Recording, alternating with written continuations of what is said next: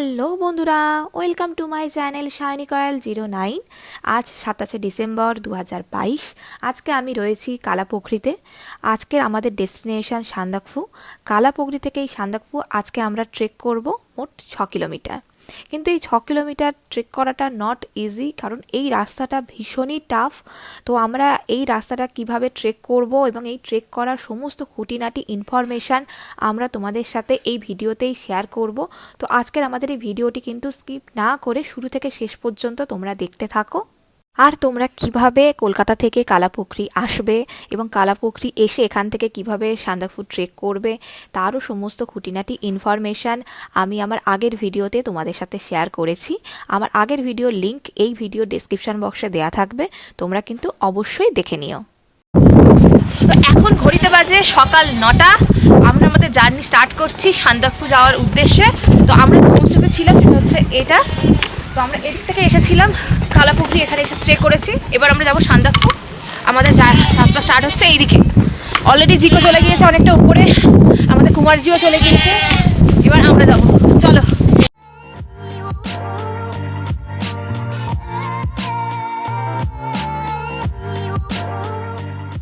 দূরে ওই যে পাহাড়, ওই পাহাড়ের টপেই আমাদের ড্রিম ডেস্টিনেশন সান্দাকফু। ভিডিও দেখে হয়তো অনেক কাছেই মনে হচ্ছে সান্দাকফু, কিন্তু এর মাঝে রয়েছে অনেক পাহাড়, অনেক আপস অ্যান্ড ডাউন অ্যান্ড অনেক স্টেয়ার্স, যেগুলো পার হয়ে আমরা আমাদের স্বপ্নের সান্দাকফুতে পৌঁছবো। কালাপোখরি থেকে যখন আমাদের যাত্রা শুরু করেছিলাম তখনই বুঝতে পেরে গিয়েছি বাইরে ঠিক কতটা ঠান্ডা। বিশেষ করে যেখানে পাহাড়ের ঢালে সূর্যের আলো এসে ঠিকমতো পৌঁছচ্ছে না, সেখানে তো এতটাই ঠান্ডা যে এই ঠান্ডাতে আমাদের পা প্রায় অবশী হয়ে গেছে এরমই মনে হচ্ছে। তার সাথে তো পা চলতেই চাইছে না, সেটা তোমরা এই ভিডিওতেই ভালো করে দেখতে পাচ্ছ। রাস্তায় তোমরা দেখতে পাচ্ছ জল বরফ হয়ে আছে।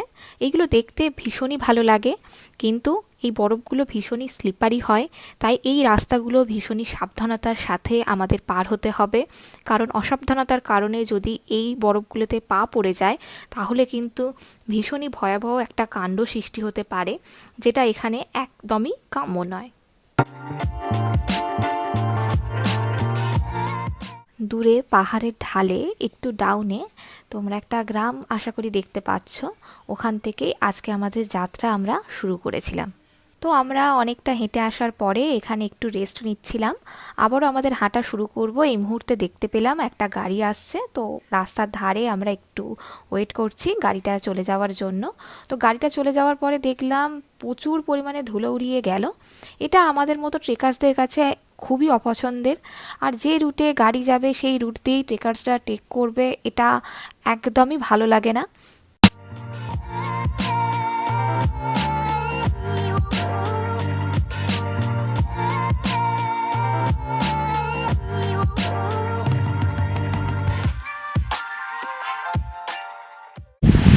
ভীষণ হাওয়া বইছে। ইতিমধ্যে আমরা 6 কিলোমিটারের মধ্যে 3 কিলোমিটার ক্রস করে ফেলেছি। এখন আমরা ভিকেবঞ্জন, এটা হচ্ছে ভিকেবঞ্জন। এর নিচেই আমরা ব্যাগ রেখে একটু উপরে এসেছি সাইড সিনগুলো দেখার জন্য।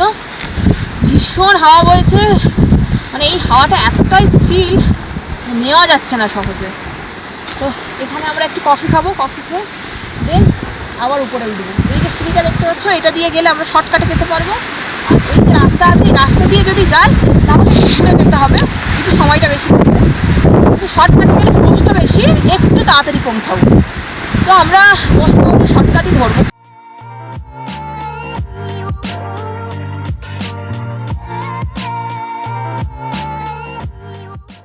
তো ভিকেবঞ্জন থেকে আমরা শর্টকাট রাস্তা ধরে আমাদের ট্রেক শুরু করলাম।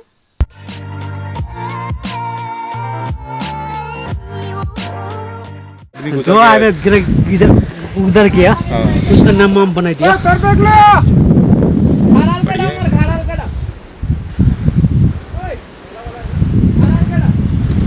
चलो स्टार्ट करो। क्या नाम है?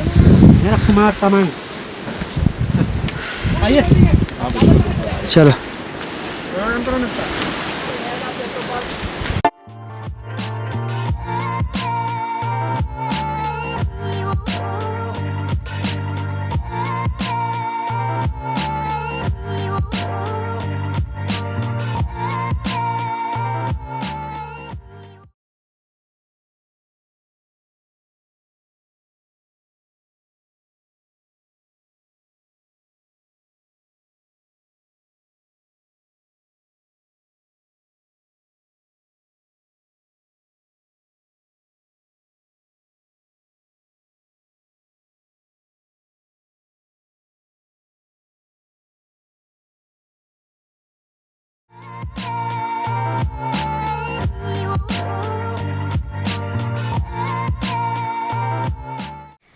আমরা আবারও অনেকটা হেঁটে আসার পরে একটু রেস্ট নিচ্ছি এখানে। এখানে এই যে মেন রোড যেটা গিয়েছে, এখান থেকে আমরা না এসে তোমরা দেখতে পাবে যে শর্টকাট রাস্তা ধরে অনেকেই আসছে, ওই রাস্তা দিয়েই আমরা এসেছি। এবার আমরা আবারও মেন রোড না ধরে উপরের দিক থেকে যে শর্টকাট রাস্তাটা উঠেছে, ওই রাস্তা দিয়েই আমরা আবারও আমাদের যাত্রা শুরু করছি।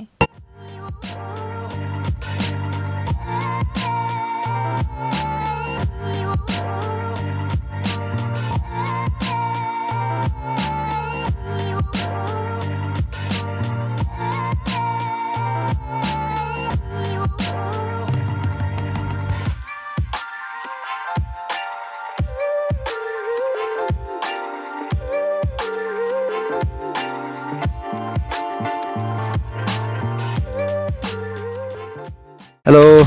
হাই।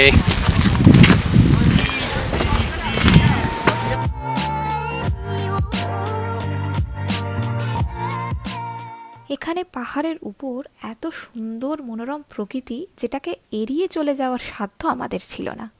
তাই আমরা এখানে কিছুক্ষণ দাঁড়িয়ে গেলাম, আর আমি আর জিকো একটু জলও খেয়ে নিচ্ছি তার মাঝে।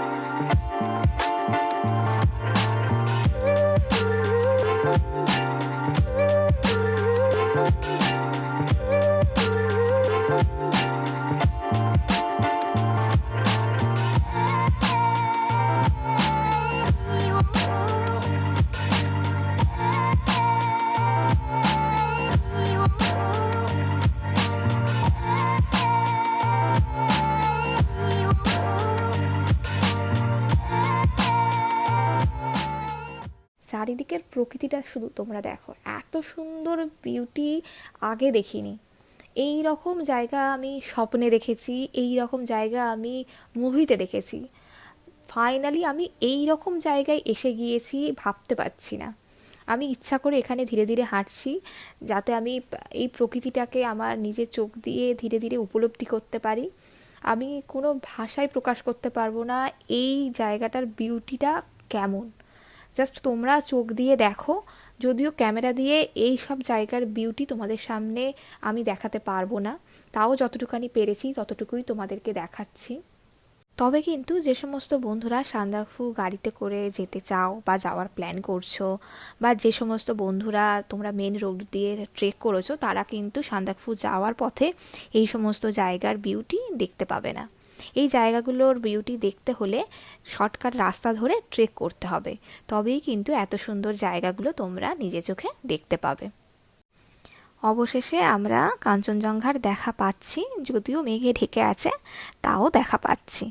তো ক্যামেরাটাকে জুম করে তোমাদের একটু দেখিয়ে নিই। তো দূরে তোমরা আপাতত কাঞ্চনজঙ্ঘার মাথা দেখতে পাচ্ছ। এই কাঞ্চনজঙ্ঘার মাথাকে বলা হয় কুম্ভকর্ণ, আর এটা হলো পেটটা হলো কাঞ্চনজঙ্ঘা, আর পাটা এখনো পর্যন্ত দেখা যাচ্ছে না। তবে চলো আমরা কাঞ্চনজঙ্ঘা পুরোপুরি ফুল দেখতে পাবো সান্দাকফু পৌঁছে। এই টোটাল রাস্তাতে এই একটা রাস্তা পেলাম, সমান্তরাল একটা রাস্তা অনেকক্ষণ পরে, নইলে আপস অ্যান্ড ডাউন করতে করতে করতে যান পুরো বেরিয়ে যাচ্ছে। Sandakphu trek it's not easy, আমি বারবার বলছি, ইটস নট ইজি। যারাই আসবে আগে থেকে এক্সারসাইজ করবে, একটু হাঁটাচলা করবে, তারপরে এসো, নইলে কিন্তু খুব কষ্ট হবে। অনেক লোকজনকে দেখতে পাচ্ছি উপরে উঠে গিয়ে আবার ব্যাক করছে, থাকতে পারছে না। তো নিজেরা কিছু বাড়িতে যোগা হোক, এক্সারসাইজ হোক, ছোটোখাটো যাই পারবে কিছু করে তারপর আসবে। একদম কিছু না করে এসো না, খুব কষ্ট হয়।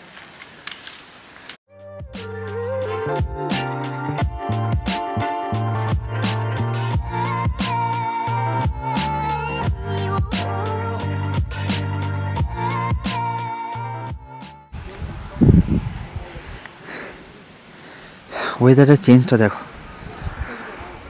একটু আমরা এই পথে হেঁটে এলাম, এখন দেখো অবস্থাটা পুরো মেঘে ঢেকে গেছে।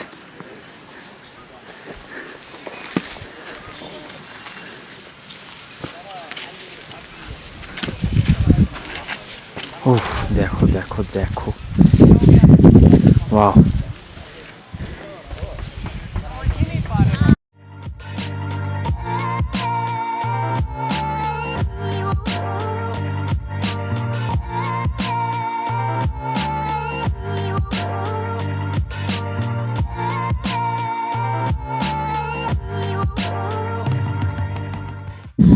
এখন আমরা এসে পৌঁছেছি সান্দাকফুর লাস্ট 1 কিলোমিটার, মানে আর লাস্ট 1 কিলোমিটার বাকি আমাদের।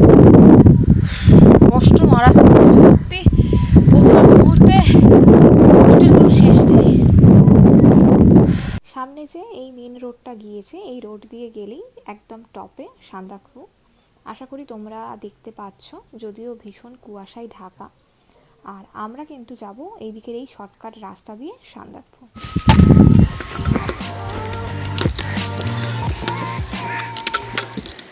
We are very close to Sandakphu. আর কয়েকশো মিটার বলা যায়, মেবি 400 মিটার। তো এই রকমের স্টিফ রাস্তা, হয়তো ক্যামেরাতে ভালো করে ধরা পড়ছে না, দেখতেই পাচ্ছ এই রকমের স্টিফ রাস্তা। এটা অ্যাবাভ 45-এর ইনক্লাইন।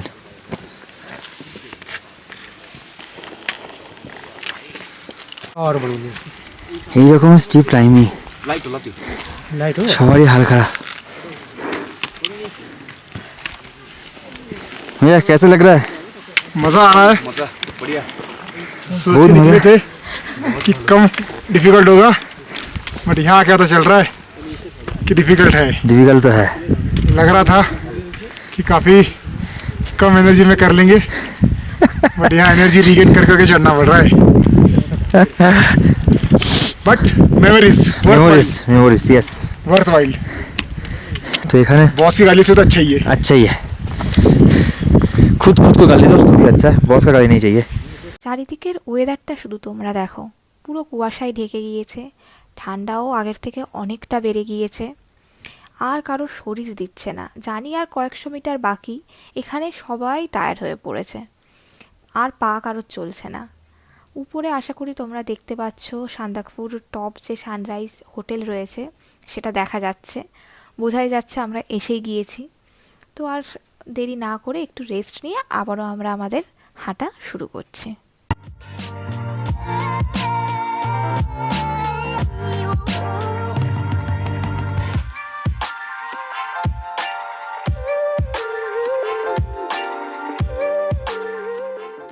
ফাইনালি আজ আমি সান্দাকফু এসে পৌঁছেছি ট্রেক করে।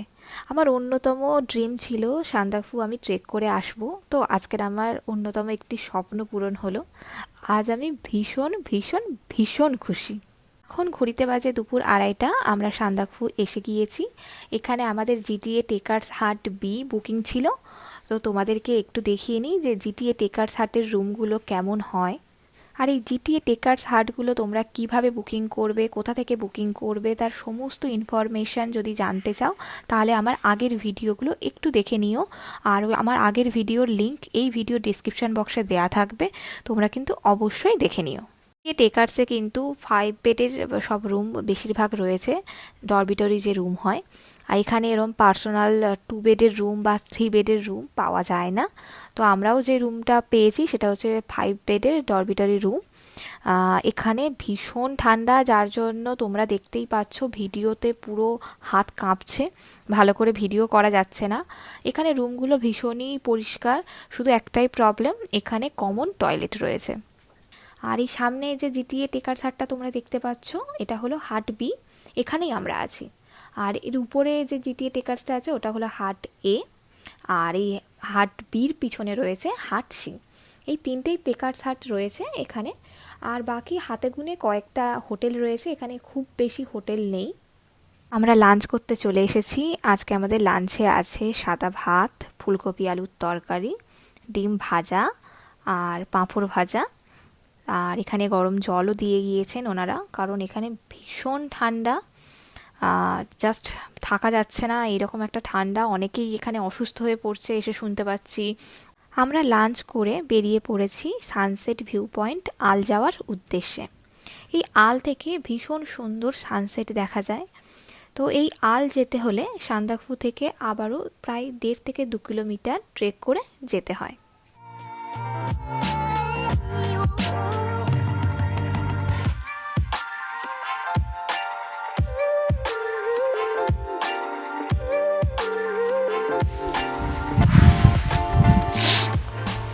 ঠান্ডা তো প্রচুর, প্রথমেই বলেছি। তারপরে রাস্তা একবার দেখো।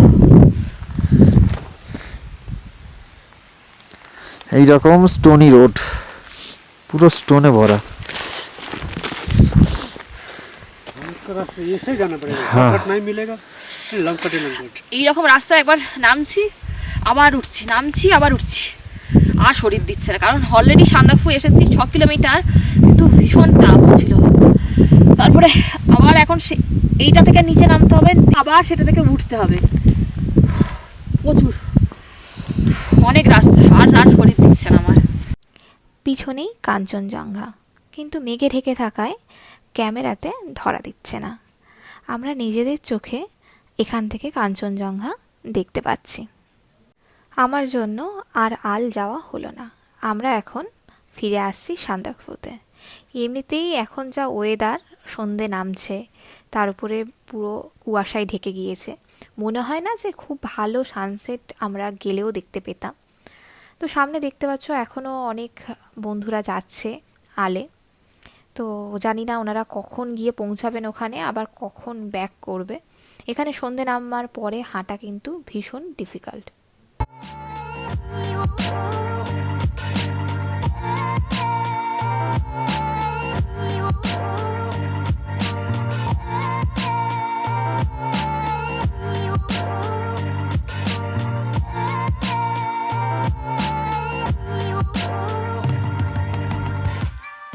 আশা করি দূরে তোমরা দেখতে পাচ্ছ কাঞ্চনজঙ্ঘা। এখন সানসেট হতে চলেছে। তো এই সন্ধেবেলার কাঞ্চনজঙ্ঘাও অতি মনোরম। জানি না তোমরা ক্যামেরা দিয়ে কতটা কি বুঝতে পারছো, তবে আমরা তো নিজেদের চোখে দেখছি, অসাধারণ লাগছে।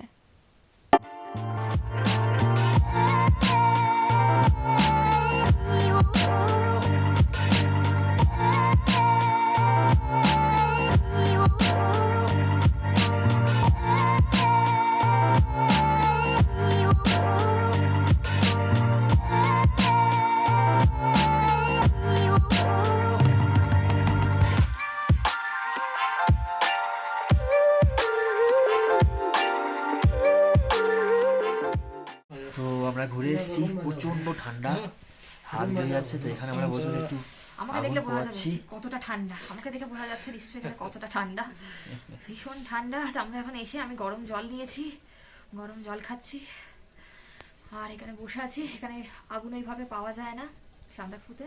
তো এখানে কাঠের যে জাল আছে, রান্না হচ্ছে, দেখো এখানে রান্না হচ্ছে, এই সামনেই বসে আছি আমরা। ভীষণ ঠান্ডা, বলছে রাত্রিবেলা এখানে -12 পর্যন্ত নেমে যাবে। তো জানি না বেঁচে থাকবো কিনা। তো আপাতত বেঁচে থাকলে কালকে দেখা হবে, বেঁচে থাকলে কালকে দেখা হবে।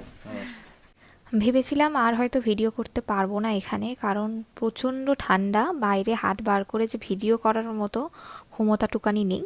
তো যাই হোক, আমরা ডিনার করতে চলে এসেছি। তো ডিনারে আজকে আছে সাদা ভাত, ডাল, আলুর তরকারি আর পাঁপড় ভাজা, আর আমাদের ডিমের কারি অর্ডার দেওয়া ছিল, তো সেটাও চলে আসবে কিছুক্ষণের মধ্যে। আমরা ডিনার করে চলে এসেছি। এত ঠান্ডা যে আমি মুখ থেকে মাস্ক সরিয়ে কথাও বেশি বলতে পারছি না। তো যেসব বন্ধুরা আমাদের এই চ্যানেলে নতুন, তারা কিন্তু অবশ্যই এই চ্যানেলটিকে সাবস্ক্রাইব করে দিও, আর পাশে থাকা বেল আইকনটি অবশ্যই ক্লিক করে দিও এই ধরনের ভিডিও সবার আগে পাওয়ার জন্য। সবাই খুব ভালো থেকো, টাটা।